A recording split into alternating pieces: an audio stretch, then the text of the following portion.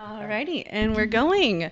Welcome back to Nothing About Something. I am your host, Lauren, and today I have with me a very special guest, Oh. Mr. Christian. Hi. Thank you- you for having me. Of course. Did you know you're on the first ever episode of Nothing About Something? The first. No, I had no clue. Very first. Well, I do appreciate being briefed in this prior to coming here today. Thank you so much. You're welcome. I gave him a whole list of everything that he needed to accomplish before he got here. And I definitely accomplished it all before I got here.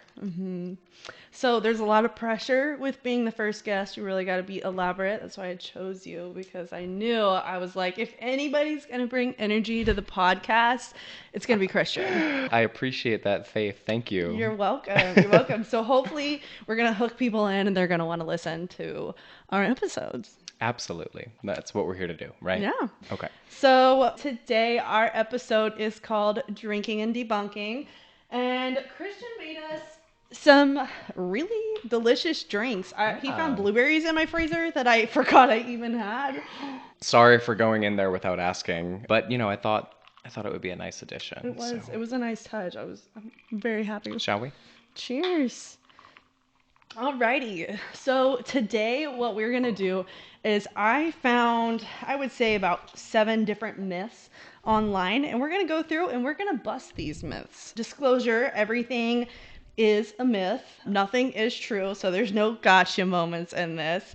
We're just going to talk about it. I feel like a lot of these are things that most people believe to be true. As I was reading through these, I mean, it's been stuff that my parents told me as a kid that up until reading this, I thought was the truth. So. You'd be surprised how many things you grow up with, and then you go out into the world as an adult and no. And Lauren doesn't know what I brought to the table, but I do have a couple as well to challenge her with, so we're going to give that a shot. I'm excited. Alrighty, well, let's jump in.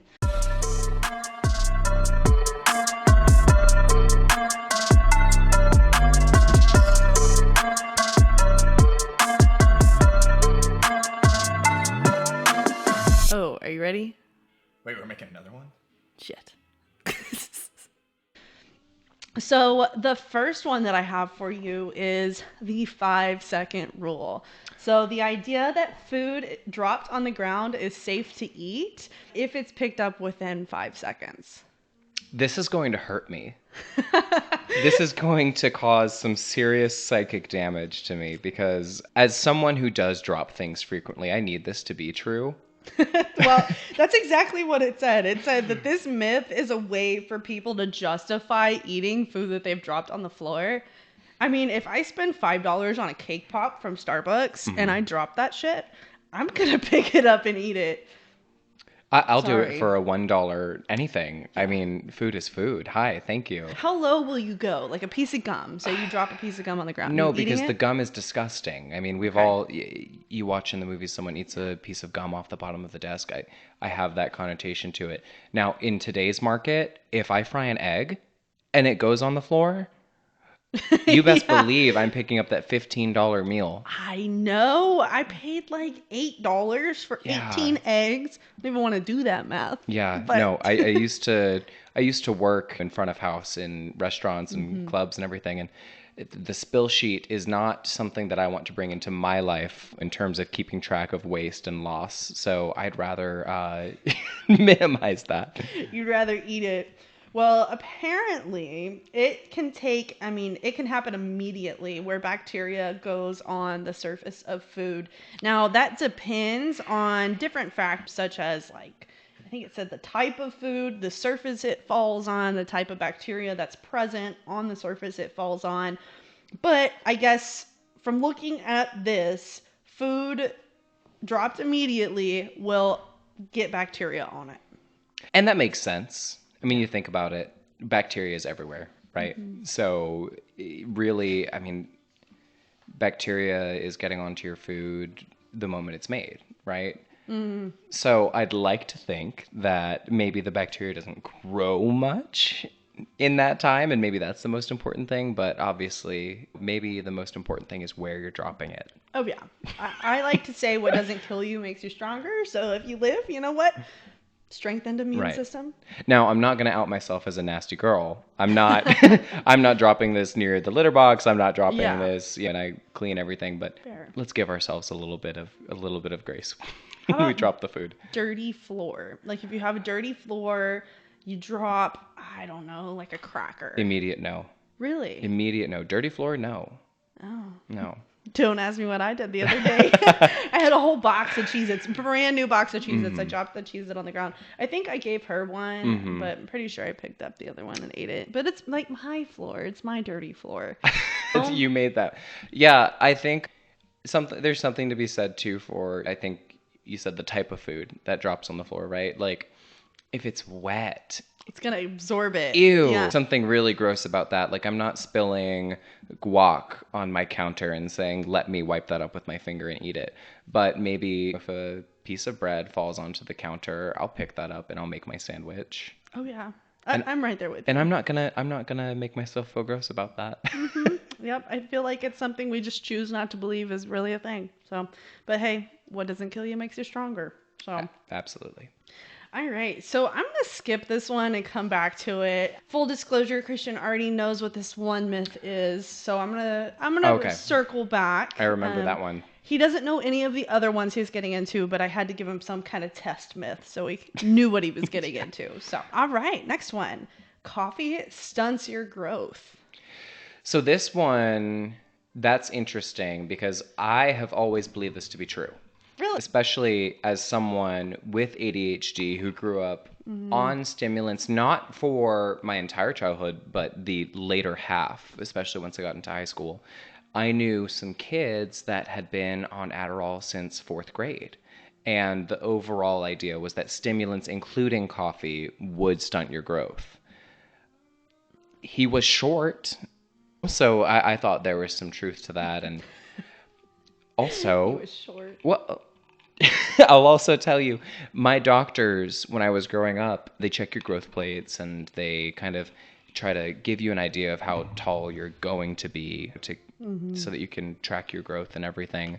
And I think maybe my doctor just felt bad for me on the day that I came into the office, but he did tell me that I was going to be 6'3" based off of everything, like all of the data points or whatever he had looked at, like family history or maybe the way that I was growing, whatever. That was what he was maybe guessing. And I'm not short by any means, but I am a lovely 5'11". I did attribute that 4-inch difference due to my Adderall usage in high school. So maybe I was just trying to placate myself there, but So, unrelated, and we can cut this out, but do you think height is correlated to a big... no. You don't think so? I don't think so. No, because people come in all shapes and sizes. Yeah, and that's a good point. not everyone's going to roll a nat 20 in the game of life. So no, I don't think it does. Okay. I believe that to be true for a long time. That should have been a myth I looked up. But, I mean, there was a conception growing up that if you were tall and you had a deep voice, your was going to... And that's an interesting idea. I don't think. Yeah. I don't think. I think now that I'm older, I've never realize seen that's one, not but the case.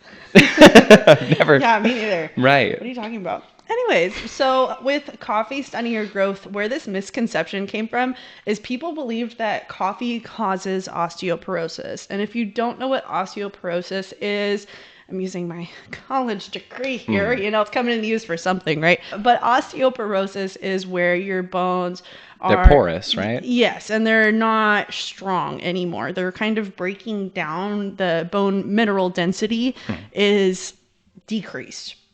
So they're basically not as strong. And so people also believe that osteoporosis causes or can be associated with lack of height or loss of height.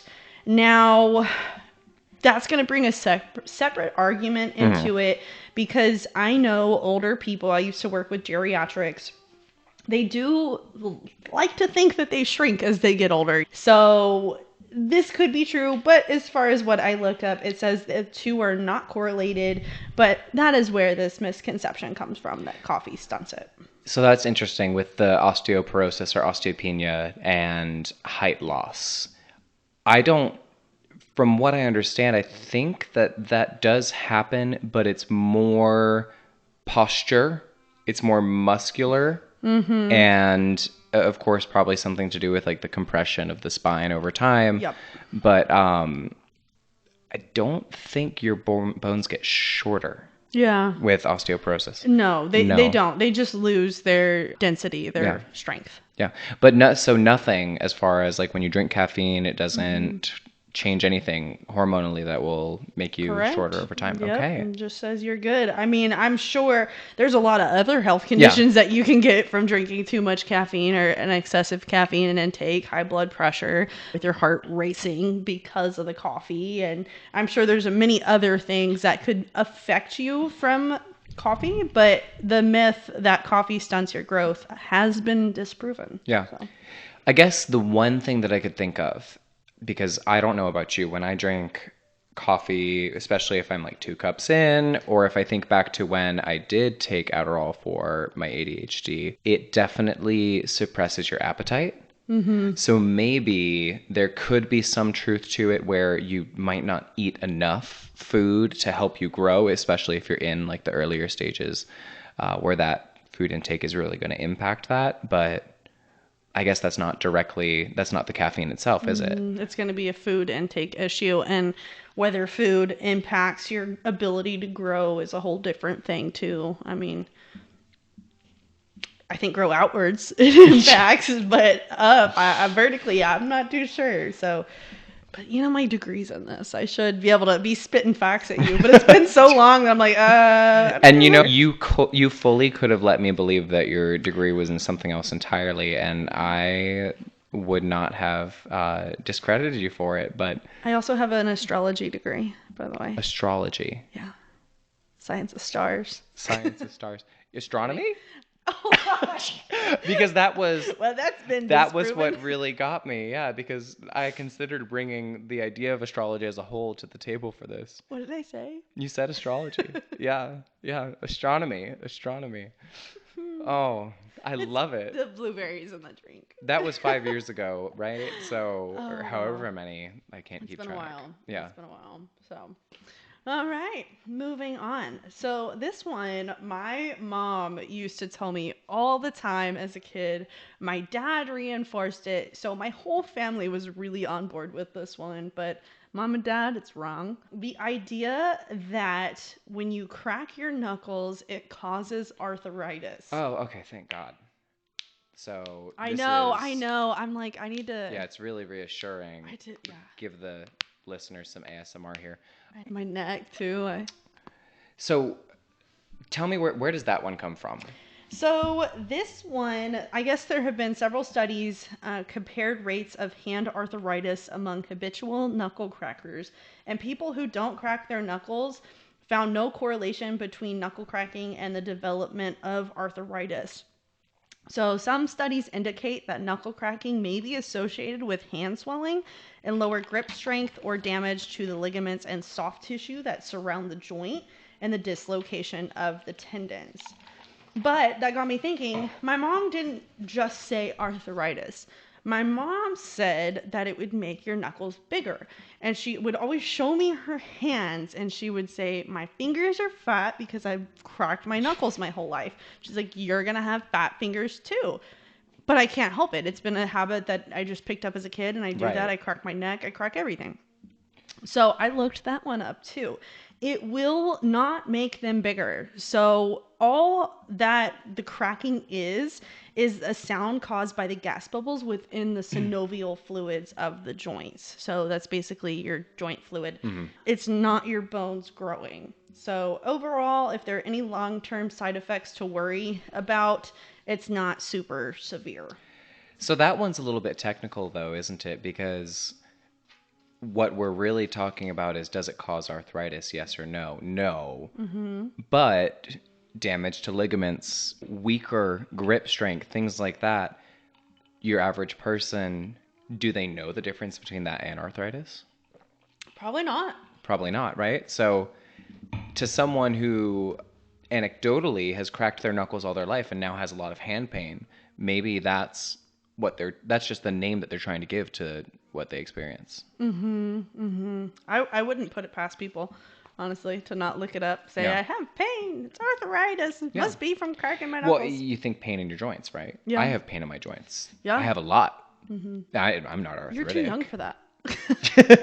Well, Oh no, you're going downhill quick. we're trying to fix that. Yeah. I just noticed your pants were painted. Did you buy them that way? Or are they... No, let me see. I got these jeans What were you doing? when I was in high school. They were just jeans. And I was working on a series of like lino cut prints where you kind of have that sheet of that rubber linoleum. I don't know why it's called linoleum because it's not like tile, but that kind of rubberized material, you carve it out. So what I did was I was doing a whole series of portraits using that medium, carving out like the rubber mats basically. And then you would roll the ink on it and press it through almost a printing press, very low tech, and it would transfer the picture onto whatever you're doing it on. I mostly did that on like different decorative papers, and then I did another transfer piece where there were different like comics and pictures from different textbooks kind of inlaid behind whatever the portrait was, and the portrait was in black. But one day I just got bored and I decided I'm going to take all 4 or 5 of these that I did and I'm going to press them into a pair of my pants. So I've got one leg where it's all white and black, and then one leg where you've got your primary colors. So that's that's where these came from. Yeah. That's cool. Sorry, squirrel moment. And we're going to have a lot of those and nothing about something. That is why I made this podcast. But I noticed I was like, I don't think you can buy those. No, Maybe you made can, these. But the problem is I lost the mats that I carved out. And each of those I think were multiple hours, maybe 6 hours of work between drawing the original picture, just taking the reference photo and turning it into light and dark, because you only have when you're printing like that, carving, you only have 2 options. You don't really have like a middle shaded option. So between drawing that original reference, carving it on, and then printing it, probably 6 hours each. And I have no clue where they are. Yeah, I went to an art camp, did the same thing as a kid, but Oh, yeah. could I tell you where the little rubber block was? It was like that long and yay tall, or yay up and down. Uh-huh. Yeah. Tall? No. No? It was a rectangle. Oh my gosh. Anyways, so yeah, no, I did the same thing, but I did like a bunny on a hill. The air freshener got me again. Yeah. For those of you watching on YouTube, there is a little scent thing in the corner of my room that goes off to make my apartment smell not as disgusting, and it keeps making Christian look every time. You make it sound like your apartment smells like rotting fish. I promise it doesn't. Oh, it's beautiful. For those listening, the apartment smells like vanilla maple bourbon candles from Bath and Body Works, because I did check the label. I have a coupon in my purse if you want it. Oh, thank you. I shouldn't be doing it.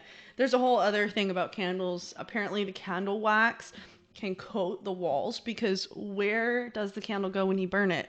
This is definitely not in my notes, but I heard this on TikTok. The internet's ruining everything for me. That when you light a candle, it doesn't just disappear. It ends up coating your walls, almost like cigarette smoke. Yeah, because matter can't be created or destroyed. It just changes form. So when you're lighting a candle, it does go up in that smoke, and that's kind of where some of that blackness is. The scary thing is it doesn't just coat your walls, it can coat your lungs. So I am a candle burner. I don't think that's ever going to change necessarily in my life, but I have come to realize and accept that they are, aside from cigarette smoking, probably one of the worst domestic air quality offenders. You're probably not wrong. Now, if I had a huge mansion house, I feel like it would be a little bit better because it has more room to go. But in an apartment, quit vaping and start smoking candles, I guess. Pick one. Pick one. Yeah, you can't win. Yeah. So at least cut the vaping out. So I think we were both nicotine sober for the most part. My best friend's gonna laugh at me for this because I still use hers sometimes, but I would say that if we don't own one, I'm fully nicotine free. That's awesome. Yeah.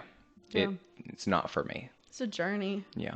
It's hard whenever you start and then try and get off.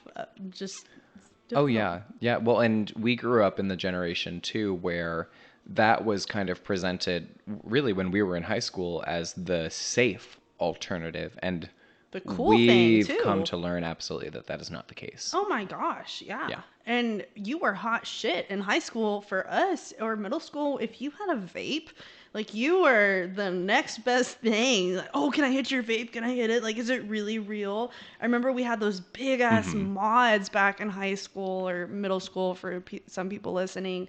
But that was the shit. And then look at all of us with these nicotine addictions and we can't cut it. Can I respectfully disagree? Really? Yeah, Yeah. go for it. Because I know I definitely went to college and I didn't go to high school parties, but I heard about them. But I did go to college parties and I saw them passing them around and everything and like, yeah, life of the party, whatever. I think I was in well, not the small minority, but I was just in a different group where I looked at that and I was like, oh my God, that is so hilarious and so unfortunate for them. Yeah, like lame. Well, it's you think about when someone loses their vape or like loses their jewel. Where Good is it? luck. Where is it? Good luck getting them out of your apartment. Oh yeah. Yeah. Oh, they're not coming out till they Even if find that. it could be in their car, but they're not leaving in your apartment until they know where it is. That's correct. Yeah. That's 110% correct. Yeah. No, it's definitely sad. I agree with you. At my high school, for sure, I went in little like backwoods country school. Yeah.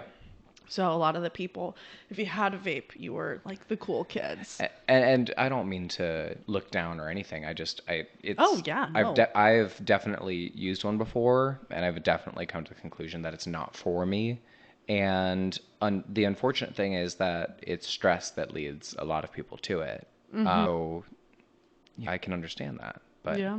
Yeah. No, I don't think you're looking down. I feel like most people that vape don't want to be doing it. And I think that's the sad part of it because most people that I talk to that do have a little vape, I mean, I'm sure there's people out there that don't give a shit, but most of them that I've talked to would like to not have to use it, would like to not have to spend that $35 a week, $25 a week every 2 weeks, however much they're is spending. that really? Oh yeah, for like the Wow. little ones, I think I paid probably 25, 20. Yeah. I got lucky in the college town that I went to. I got one for $14 for New Year's Eve. I did cave on New Year's Eve and I got one for temporary for Nashville, but I threw it away before it was done. Okay. I threw it away. That's so a I win, didn't right?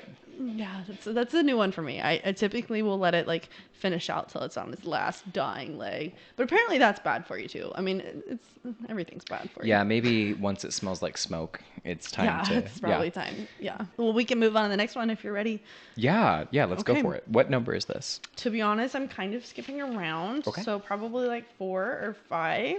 So this one also hits home for me big time. It's a huge problem I have. So I don't know how I feel about this. But shaving hair causes it to grow back thicker. This one's not true, and I know this. It says it's not true. I know this is not Okay, true. hit me with the Can I facts. take a for it. gander? Okay. Yeah. So what I understand about this one is that shaving your hair, it does not cause it to come back thicker. It doesn't cause it to come back darker. But we tend to believe that because when you are shaving your hair, you're cutting it. You're leaving a blunt edge. A hair naturally has a more tapered edge where it kind of wears out and it gets thinner towards the end. And that's when I look at my arm and I see these wispy little blonde baby hairs, that's what I see. But if I were to shave it, it would show up more because of that blunt edge. It looks like that dark stubble, which wouldn't have been the case if I never shaved it. But then if you give it a couple weeks or however long it takes for it to grow out, it'll start to look more normal again. Well, shit. Welcome to Nothing About Something. Now you found your new host, Christian. No, honestly, that is spot on. That is, you use the exact words that I found. Blunt edge, tapered, coarse, stubby, darker, thicker. Every word that I wrote down. That is so funny. Well, you nailed it. As someone with a lot of friends who are women that have maybe been taught to fear that, like, hair coming back darker and thicker, it's just something that I like to tell people so that they're not so scared about that, for lack of a better word, like more masculine look that they might be afraid is going to come along if they do shave it, which is not to say that I'm not going to sit here and tell anyone what they should and shouldn't be shaving, but Just don't be afraid if that's what your thought is. Oh yeah, for sure. And for my legs, I mean, I will shave them and 2 hours later it's prickly again. Yeah. And that is different than this, but it drives me nuts. So Yeah. there have been so many times where I've thought, what if I started shaving as a child? Because I've heard that too. If you start shaving at 6 years old, you're not going to grow hair ever, which I think that's definitely a myth too. But then also I think, what if I lasered it? Would that help? And now that's different. And what I did look up with this is laser actually does work because you're affecting the follicle, but Yeah. this one you're just removing it on the surface of the skin. With laser, you're zapping the hair at the source of production, and that usually does stop it. Now it can come back, especially if you have an event in your life that causes a hormonal change. That can cause Like pregnancy, maybe. I think that actually is one of the examples, but I don't want to pretend to be a doctor here. Oh yeah, I'm Yeah. not either. Should I put something in the description that we are not scientists? Little not disclaimer. doctors? Yeah, not a doctor. Thank you. Yep. All right. Well, you nailed that one. That's awesome. All right. So this one is really my wheelhouse because of like I said, because of my degree. But now I can't remember shit from that. So Okay. it really doesn't help me. Thanks, Texas State. I appreciate all of your hard work that you poured into me. Do remember some things, I Hey, guess. hold on to that tuition money. Yeah, right. So this one is eating at night makes you gain weight. Okay, so this is really interesting because it's January. At my work and at home, we are looking at kind of like a new year, new me perspective, eating right, working out more. I have been going to the gym more. You've seen the progress pictures. I've definitely been So proud. putting the work in. He's but got some arm muscles now. well, you He's can't looking see good. them here, so thank you for saying that directly in a setting where we have visual proof to the contrary. But Not if you're listening on Spotify. Christian Right. is absolutely for jacked. those listening on Spotify, I'm ripped. He And don't you really forget is. it. Don't you forget it. But we're really trying to walk into the new year with these healthy goals. And for me, that's been cooking more at home. That's been going into the gym more. And when I do work out, starting and ending with yoga, because you need to stretch, you need to sleep, you need to eat right. And when it comes to the diet portion of it, I feel like everyone has a different idea of what is going to do a good job. For me,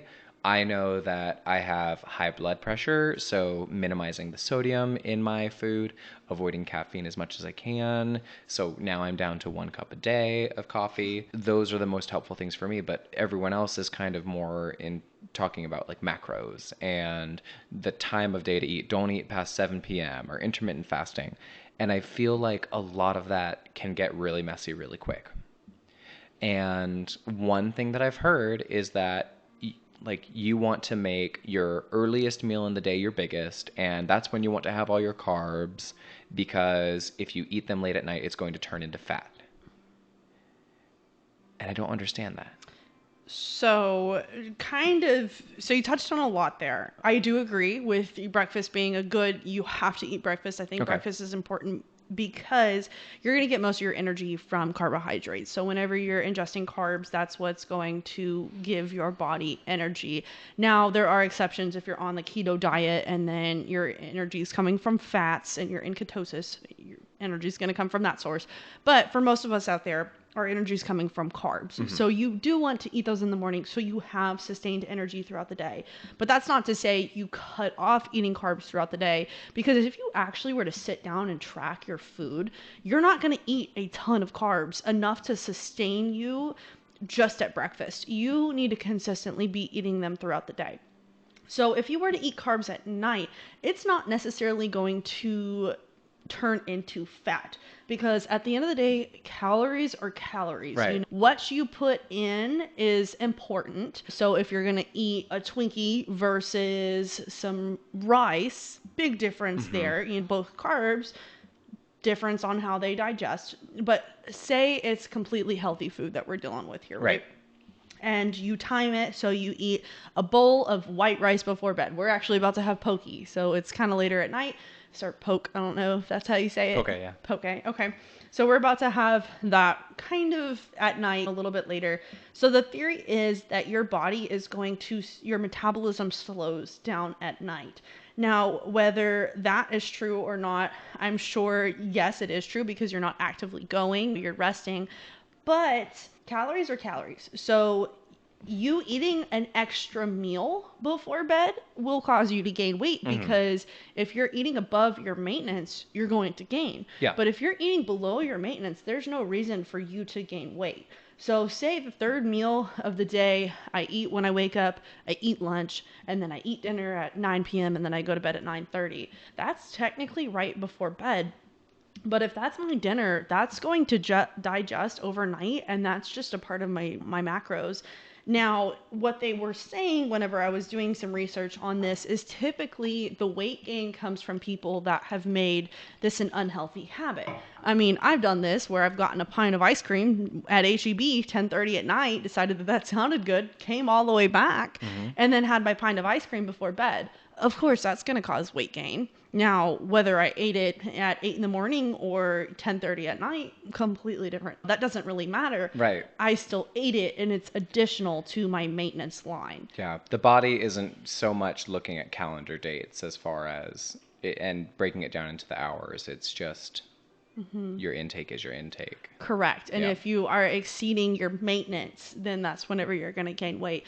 And I mean, there's a lot of science that really goes into this because there's something that's called the basal metabolic rate. So that is the rate that you are digesting food or the amount of energy that you need Just at to rest. exist, right? Correct. So if I, in college, my professor described it as if you were to lay down all day, you were in a coma, you didn't move, you would burn, let's say, 1,200 calories. Yeah. It's a good portion, I think, of what you burn in a day just to Your exist. organs, yeah. I mean, Yeah. everything needs energy to function. So all of your organs, your tissues, and all of that. Now, I'm sure I don't want to go too far in depth because I don't want to be wrong here. But your body still needs some We can be intake to wrong. function. I think it's going to happen. Yeah, nothing about something. Yeah, you're real Dumb and Dumber. No, but I think that Who's yeah, you can't tell. I think that it is true to an extent for people that make bad decisions. But if that is part of your calculated intake for the day, I go to the gym at night personally, have a protein shake at night, and then maybe an hour later I have some chicken and rice, and then I go to bed. I'm ingesting carbs. I'm going to bed, ingesting protein. That's not going to automatically turn into fat just because it's carbs. That's going to be the energy. It's going to restore the energy from my workout. Even if I didn't train, if I didn't work out, if I didn't eat, I had lunch, had breakfast, and then it comes around, I realize 10:30 at night, I still haven't ate dinner. You have dinner, that's still going to be an energy store Right. that it's replacing. Yeah. I guess if that makes sense. I mean, I would think about it. I think about it kind of the same way that I think about budgeting, which is that there's going to be the days where you don't spend anything, and there's going to be the days where you spend $200 because that's the day that you had to fill up your tank. That's the day that you bought 2 cartons of eggs, and oh, actually, that's $200 right there. Yeah, right? But at the end of the day, what matters is what happens over a long period of time. Agreed, and that's basically what this one's saying. But I have had full-on arguments with friends over this. I know we talked about it in college that it wasn't true, but I have had full-blown arguments with people over this. I just wish I remember things a little better than what I do. Yeah. But I hear, like, don't eat after 7 p.m. or don't eat. yeah, it's And bullshit. the thing is, the schedule is going to be different, right? I wake up pretty early in the morning, but I go to bed late in the evening. I usually get off closer to, I mean, you know me, I probably get home around anywhere from 7 to 8 p.m. in the evening. No. And so that's when I have my dinner, is around 7 to 8. If I'm meal prepping. If I'm not, it could be 8 or 9 p.m. when I'm eating my dinner. And I think that's fine. I'd like to think that that's fine. You'll live, I promise. Yeah. You'll live. We'll see. So I have 2 more. Okay. This next one's going to be pretty short. And then I've been saving the heavy hitter. What did I say? The heady? The heavy hitter for last. So this next one is that we only use 10% of our brain. Oh, I got this one too. You did? I did. I Yeah, knew go for something it. was going to overlap. Uh-huh. So I'll talk about I didn't find much on it. You can tell me what you found. Yeah. But this was pretty easy to disprove for me. And I'm kind of surprised people still believe it's true.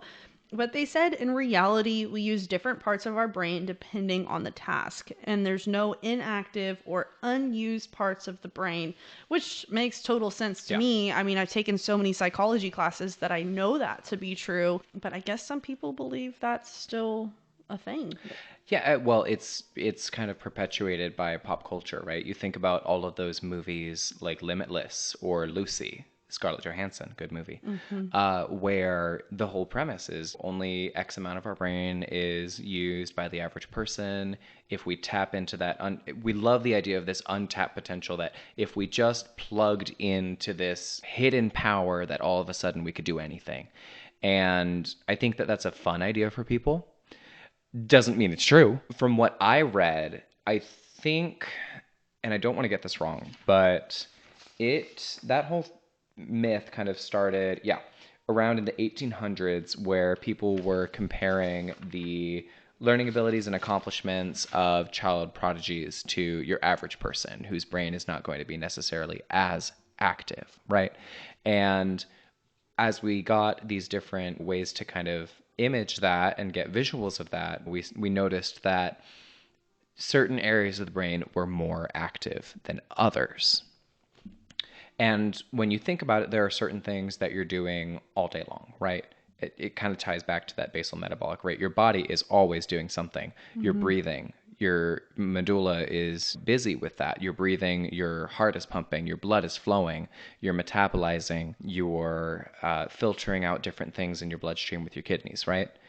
Your brain is going to be active for those, whereas other areas of your brain where fear comes from, where problem solving happens, memory, those different areas of your brain are only going to be activated when those functions are taking place, right?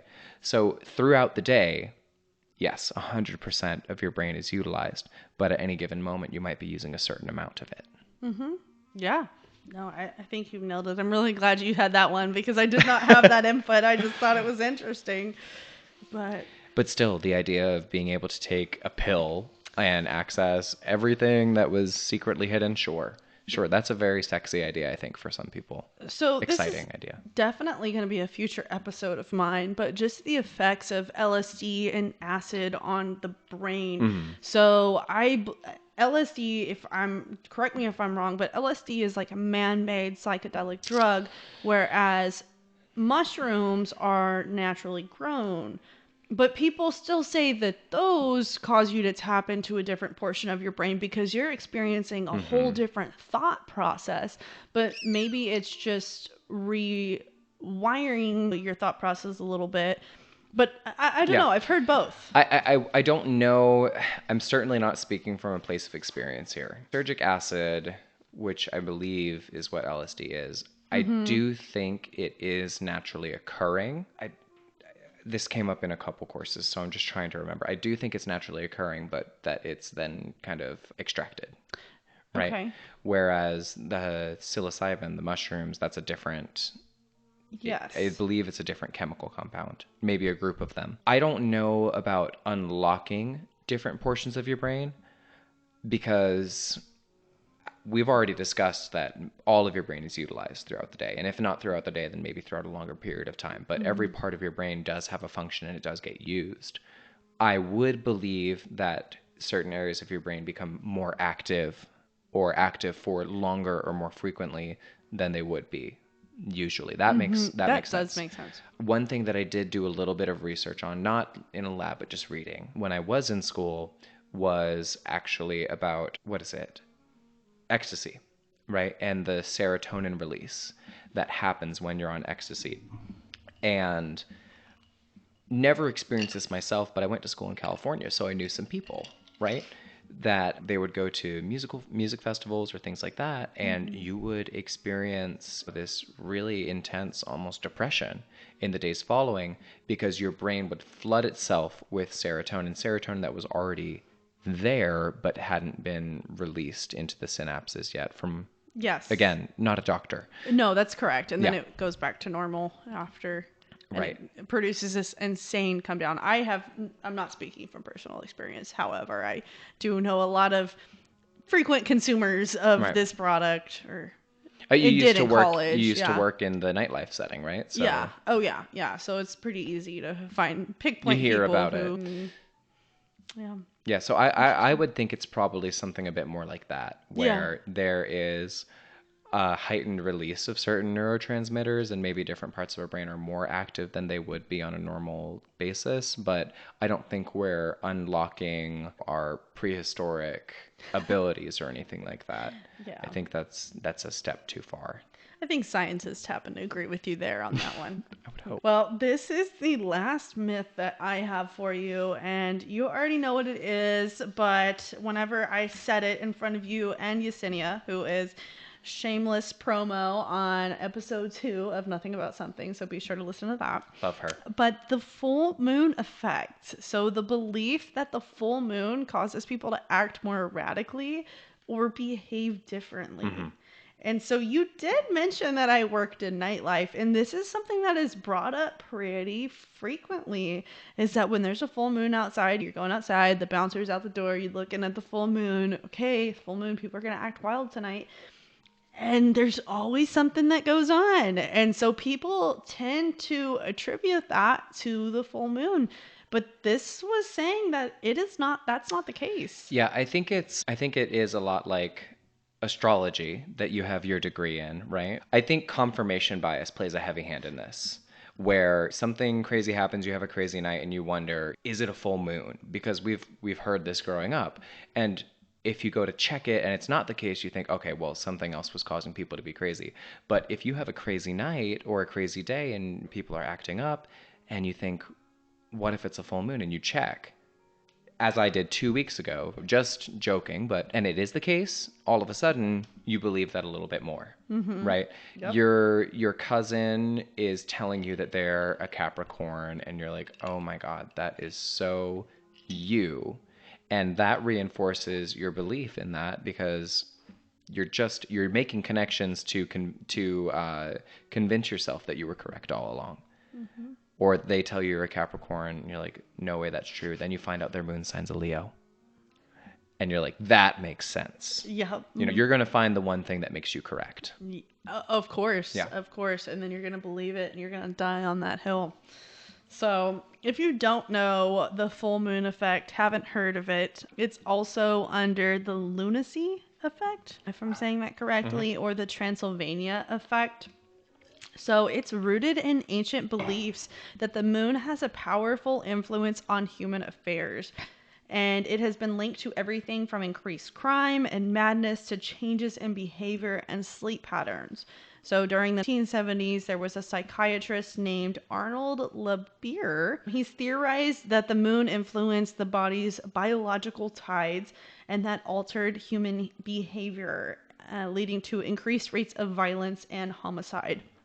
So now it has been proven that ocean tides rise and fall with the moon phases, which I believe most people know to be true. Also, different marine species, so including trusted source coral reefs, sea-dwelling worms, and some fish have reproductive cycles that are roughly timed with the lunar cycles.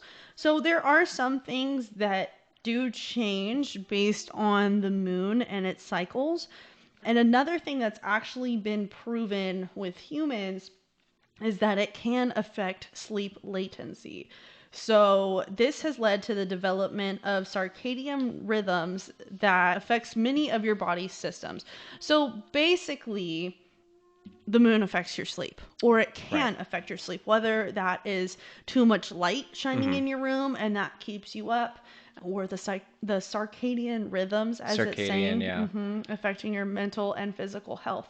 Which makes sense, because if you have lack of sleep, now that's going to lead to a multitude of issues, which can range from anxiety, bipolar disorder, depression, schizophrenia. All of that can be attributed to a continual lack of sleep. So even if your lack of sleep is caused by the moon being full, and over time you develop a anxiety because of your lack of sleep. Can you contribute that to the moon, or is that more lack of sleep? And so really what the articles that I was finding said that basically it's going to be attributed to the lack of sleep and not the moon itself. Yeah, I could see that because everyone has a circadian rhythm, right? And really, what the question is how your circadian rhythm is being affected by that light or by the phase of the moon.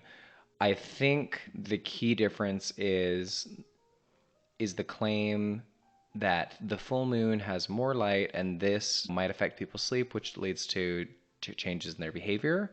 Or are we talking on an astrological level that the moon being full increases the gravitational pulls on our bodies and somehow changes our behavior? That I don't believe one bit. Right. But, you think to certain species of sharks have higher levels of activities closer to the shore during full moons. It really only has anything to do with the fact that they have higher visibility in shallow waters when there's a full moon, right? But that's where that comes from. Yeah. Yeah. Well, it's been disproven. Not real. So if you believe it to be, find something else. There you That's go. not real. But that is all I have for you for my myths. Well, should I start opening up some of these? Hit Okay. me with it. All right. So I think I went more in the direction of pop psychology. So we're going to take out the 10% of the brain because I already did that one, or you already did that one. And we're going to start with smiling is the secret to happiness. I like that. Have you heard this before? I have. You have? Yes. How was it expressed to you? I think I saw it in a TikTok, to be honest, that the more you smile, naturally the happier you're going to be, because you trick your mind into thinking I am happy. So, for example, I was in the grocery store today. Absolutely too many people for my liking, was not happy. In that, from the TikToks that I watched, even if I were to have just smiled at everybody that I saw, in theory, I'd be happier. Now, you ask me, I don't think I would have been happier, Right. but they say that I would have expressed a little bit more joy. Why do you think you wouldn't have? I was really angry. You were mad. It's really hard to get me happy once I'm angry. What were you mad about? There's just a lot of people. I'm not really good when there's people walking in front of you. I am a thorough believer that when you are in the aisles of grocery stores, and this is a PSA, I don't care where you live, the right side, and okay, unless you drive on different sides, but in the United States, we drive on the right side, Right. and then back on the left, right? Mm. That's how you should walk. You walk forward on the right side, backward on the left. So this is road rage playing out in the aisles of HEB. Yes. Right? Okay. As I crack my knuckles. Right. Yes, it is. Yeah, it takes you back. I So have road rage. What are you talking about? you are. I think you're tapping into exactly what's wrong with this myth, because the whole idea is that all you have to do is smile, and all of a sudden you're going to feel better. If you're having a bad day, if you're in a bad mood, just smile. It will uplift you. But what happens is we find that trying to force yourself into a positive mood can actually have a negative effect, right? So trying to cover up whatever you might be feeling with that smile is not necessarily going to be helpful, because you're trying to convince yourself that that event is not going to impact your mood, your mental health, right? So what's been found is that if you're experiencing a really negative emotion, like that anger that you had in the aisles of HEB, Mad Max, a fake smile to cover up that negative emotion that you're already experiencing is only going to make you feel worse. It can raise your stress levels and make you dwell on those negative emotions for longer, because you're going to try to make yourself feel positive about it, and then you're walking away saying, oh, but I was really pissed, right? That being said, there is a little bit of truth to this one. If you're having a really negative experience and you're trying to convince yourself to feel better, that's not going to work. But if you are in a neutral state, maybe you're just a little bit tired, or it's been a long day, you're just a little bit worn out, right? Giving yourself that opportunity to smile can uplift your mood. That has some level of effect. But what's important is that it has to be a real smile.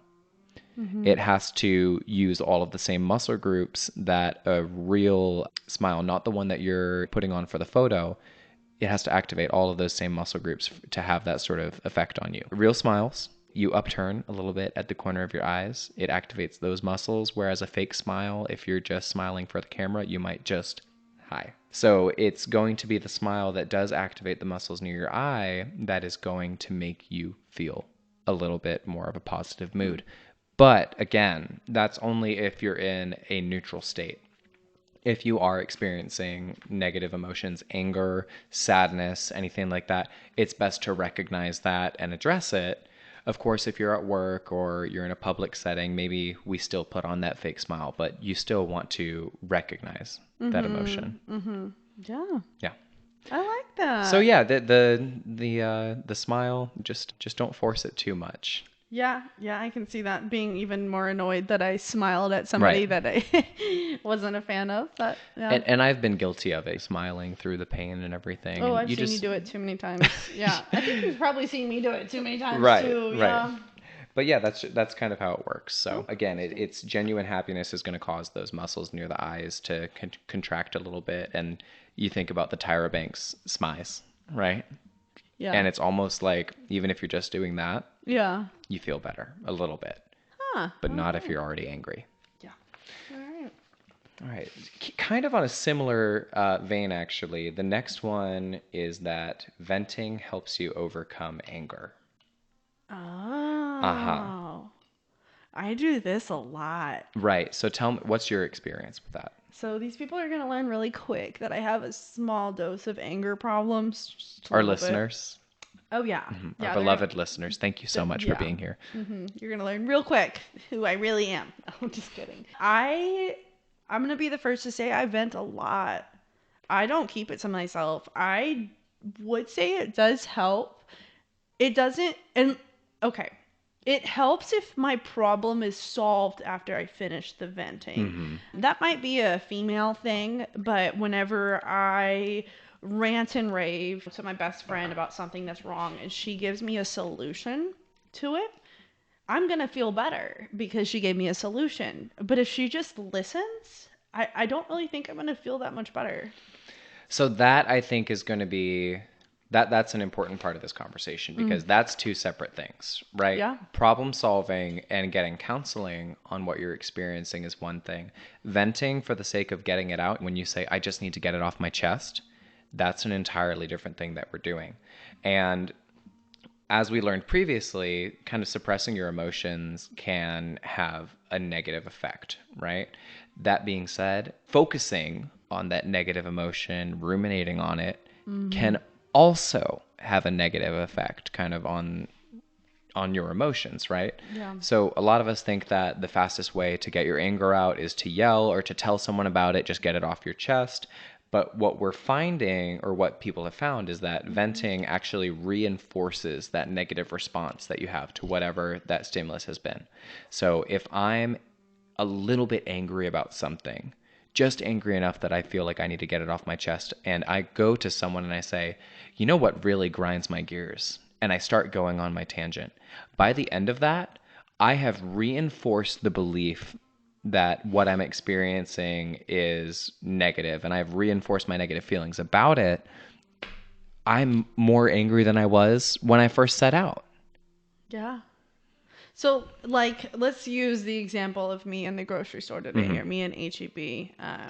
H-E-B is a big Texas grocery store. For those of you guys that do not live in Texas, all I wanted to do was just complain about how many people were in the grocery store. I actually did call my dad while I was in the grocery store because there were too many people in the grocery store. And I asked him if he knew where an item was, but I told him it was miserable. Don't go. There's so many people. Right. Do you think I would have been better off not talking about it at all? So, yes. Yeah, yes and no, right? Okay. Because you talked about if you talk to someone and they're able to give you a solution. There was no solution. Okay, right. Yeah. So then maybe just putting it out there into the universe isn't necessarily going to make you feel better. What I think about when I think about this myth is I think about the different styles of therapy that are out there. You know, talk therapy where you're going to sit and kind of just be heard. And you might be asked a couple questions, but really it's about talking and kind of getting it off your chest and just feeling like someone is listening to you. And one thing I did learn when I was in school is that that is not a very beneficial form of therapy. Really, what helps people the most is cognitive behavioral therapy, which is going to challenge you on the way that you're interpreting and reacting to these situations and give you helpful strategies to help yourself feel better the next time. I think about the tiger in the cage, which is something that a cognitive behavioral therapist might talk to you about if you're experiencing anxiety. You're focusing only on the tiger that's inside the cage. You need to take a moment and recognize that the cage is protecting you from that tiger. Yeah. That. You have a good outlook, Christian. You have a very good outlook. Want to be co-host? Absolutely, I'm here for it. But of course, that's more tapping into anxiety rather than anger. But I think it works a similar way, where if you're sitting there and thinking, oh my gosh, I'm so anxious about that, how does that make you feel? Yeah. Do you feel better or worse 5 minutes later than you did before you started talking about that? It's a great question. Right.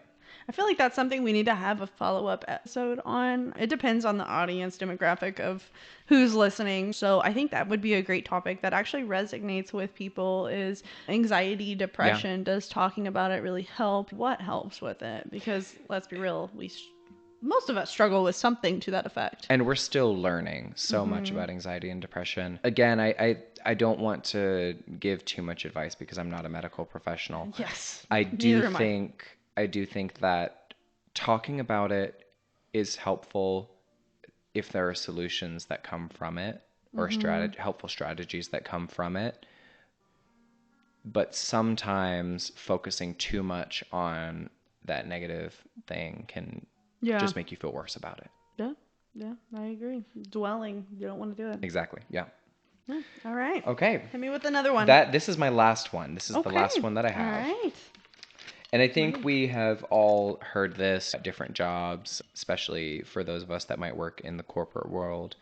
I'm sure that you've been caught with a number of group projects or group meetings to come up with ideas.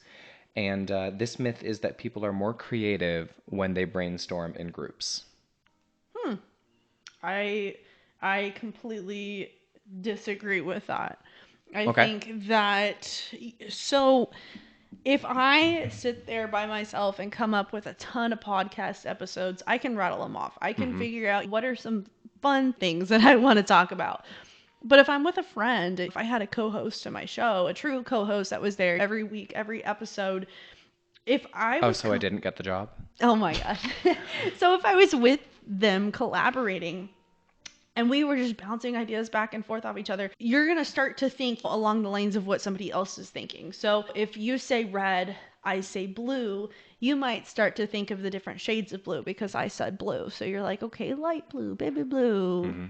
And I might start thinking pink, orange, those colors that are more closely related to what you're talking about. Just, I think maybe psychologically just to kind of appease to what you're saying as well, and then you appease to what I'm saying. So I think you kind of lose your creative thought, actually. I think you're tapping into the right things there because when you're with a group, there's that social pressure, and you kind of want to find a common ground, and not just because. Think about it. What's more annoying when you're doing a group project and you start and maybe you're creating a video for something and someone's like, I want this to be a comedy, and someone else wants it to be a dramatic thriller. Where are you going to find common ground in that aside from the movie Megan? I don't know. You saw that? It was amazing. Yes, he told me you saw that. It was so good, and there's already an SNL skit about how much the gays love it. Oh my gosh. I'll have to show it to you later, but what I'm trying to say is that you're right. You're going to start to all walk down the same road as opposed to going in two different directions, and that's going to kind of stunt your creativity. So what's been found is that we do benefit from getting feedback and learning from other people, but it's not necessarily true that a group getting together from the start to brainstorm is going to produce a better, more creative outcome than individuals. So, according to the American Institute of Graphic Arts, group brainstorming sessions have 3 characteristics that limit creativity. And the first one is anchoring. which is a cognitive bias that makes it hard for you to think of new options or new ideas after something else has already been presented to you. And I think that's kind of what you were getting into. I'm in the sales world. I think about that in terms of negotiation of price, right? And that's why when I have someone coming in for a tour, I usually prefer to listen to what they need and tell them what that's going to cost before asking them what they're looking to pay.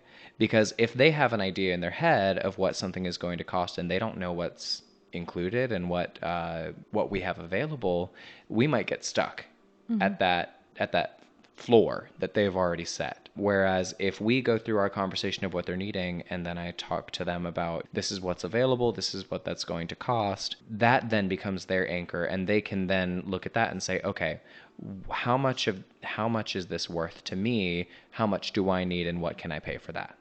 Right? Yeah. So when you're in a group and you're brainstorming, often the group is going to get stuck around one of the first ideas, or at least one of the first good ideas that comes up. And then it's hard to branch away from that because you're stuck on that.